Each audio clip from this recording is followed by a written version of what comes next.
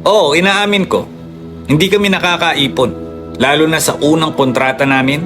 Halos lahat pambayad lang sa utang. So syempre, wala pa kami sa abroad. May utang na kaming iniiwan o iiwanan sa Pilipinas. Hindi lang yun.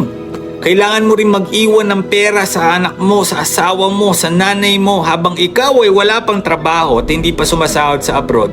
At least meron kang pera diyang iniwan ng panggastos nila.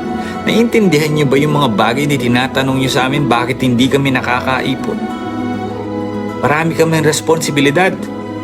Na kahit yung mga bagay na hindi na namin responsibilidad, pinapasa na namin. Yung mga bagay na hinihingi ng kamag-anak namin. Kapag hindi kami nagbigay, masama na kami. Oo, hindi kami nakakaipon. Pero kung gusto niyo makaipon yung mga Pilipino abroad, tulungan niyo kami.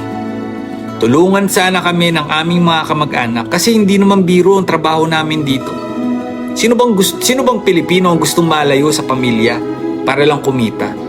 Alam niyo ba yung pinapasan namin dito? Alam niyo ba yung homesickness namin dito? Alam niyo ba yung mga gutom kami dito na pagdating sa bahay, hinahanap-hanap namin yung pamilya namin maghahain sa aming pagkain pero wala.